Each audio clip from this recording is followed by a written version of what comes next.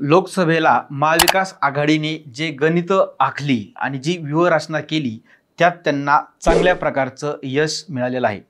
फोडाफोडीचे राजकारण आणि तपास यंत्रणांचा सुरू असलेला गैरवापर, अजून सरकारने दिलेलं आश्वासन पूर्ण न करणं यासारख्या बाबी बऱ्यापैकी जनतेला रुचल्या नाहीत, म्हणून महायुतीला यामध्ये पराभव पत्करावा लागला। अजून एक बाब म्हणजे दलित मुस्लिम समाजाची जी ठोस भूमिका आहे, ती ठोस भूमिका महाविकास आघाडीला फायद्याची ठरली। यामध्ये शरद पवार गटाचा जास्तच फायदा झाला। आता जनतेचे लक्ष राजकीय कार्यकर्त्यांच्या हालचालीवर लागलंय। विधानसभेसाठी कोण कोण आहेत इच्छुक यावर जनतेची सध्या बारीक नजर। नमस्कार, मी अशोक बडे, आपलं सर्वांचं अहमदनगर लाईव्ह 24 मध्ये स्वागत। संपूर्ण महाराष्ट्र राज्यात अहमदनगर दक्षिण लोकसभेची जागा चांगलीच चर्चेत आली। त्याला कारण म्हणजे एका बड्या राजकीय घराण्यातील उमेदवाराविरुद्ध दुसरा उमेदवार हा एका सामान्य घराण्यातील। या लढतीमध्ये लोकांनी सामान्य घराण्यातील उमेदवार निलेश लंके यांना विजयी केले। काही दिवसावर विधानसभेच्या निवडणुका लागणार आहेत। विधानसभेलाही महाविकास आघाडीने शड्डू ठोकला असून पारनेर मतदारसंघात सध्या तरी लंकेच हे वरचढ दिसत आहेत। याचं कारण म्हणजे एकीकडे शरदचंद्र पवार राष्ट्रवादी काँग्रेसकडून लंके यांच्या पत्नी राणी लंके यांची उमेदवारी निश्चित मानली जात असल्याची चर्चा आहे। लोकसभा निवडणुकीत निलेश लंके यांना पारनेर तालुक्याने मोठ्या प्रमाणात मताधिक्य दिलं। त्याचं कारण सुद्धा तसंच आहे की ते उमेदवार हे पारनेर विधानसभा मतदारसंघातील होते।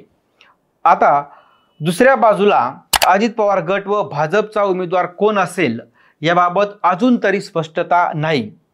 आता विरोधक हे लंके यांच्या विरोधात एकत्रित मोठ बांधणार का, असा प्रश्न उपस्थित होतोय। याबाबतही अनेक तर्कवितर्क सध्या लावले जात आहेत। तसंही आपल्याला माहीतच आहे की उमेदवार निवडून येण्यासाठी अनेक नेते कार्यकर्त्यांना अंधारातून आमदारकीचे शब्द देतात। त्यामुळे विधानसभेला अनेक उमेदवार इच्छुक असतात, पण प्रश्न असतो पक्षाकडून तिकीट नेमकं कोणाला मिळतं।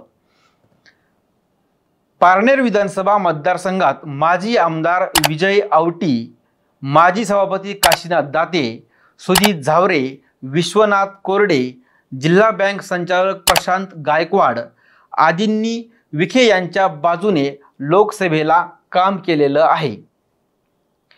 यातील बरेचसे उमेदवार महायुतीकडून सध्या आमदारकीला इच्छुक असल्याची पारनेर विधानसभा मतदारसंघात जोरदार दबक्या आवाजात चर्चा सुद्धा आहे।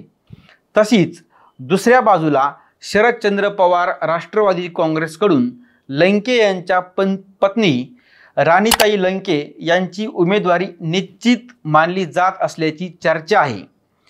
तर महायुतीकडून अजित पवार गट व भाजपचा उमेदवार कोण असेल याबाबत अजून तरी निश्चित असं काहीच दिसत नाही। आता या ठिकाणी एक नवीन प्रश्न निर्माण झालाय, तो म्हणजे लंके यांच्या विरोधात विरोधक एकत्रित मोठ बांधणार का। निलेश लंके हे खासदार झाल्यामुळे शरदचंद्र पवार राष्ट्रवादी काँग्रेसकडेच विधानसभा उमेदवारी येणार असं पक्षाचे कार्यकर्ते सांगत आहेत। माजी जिल्हा परिषद सदस्या राणीताई लंके याच प्रमुख उमेदवार असतील। त्यांनी वैयक्तिक भेटीगाठी, संपर्क दौरा गावोगावी सध्या सुरू केलेला आहे। महायुतीतील घटक पक्ष राष्ट्रवादी काँग्रेस अजित पवार गटाकडून जिल्हा बँक संचालक प्रशांत गायकवाड व तालुकाध्यक्ष विक्रमसिंह कळमकर यांची नावे विधानसभेसाठी सध्या चर्चेत आहेत।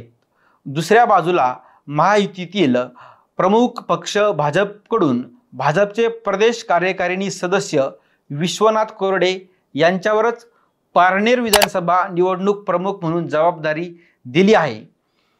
भाजप विधानसभा लढल्यास कोरडे हेच भाजपचे प्रबळ उमेदवार असू शकतात, असा संदेश भाजपने त्यांची नेमणूक करून यापूर्वीच दिला आहे।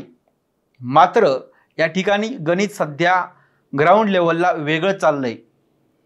ते कसं, लोकसभा निवडणुकीत यांचे कट्टर समर्थक भाजपचे तालुकाध्यक्ष राहुल शिंदे, जिल्हा परिषद माजी उपाध्यक्ष सुजित झावरे, माजी नगराध्यक्ष विजय सदाशिव आवटी यांची ही नावे विधानसभा उमेदवारीच्या स्पर्धेत सध्या आहेत. धन्यवाद.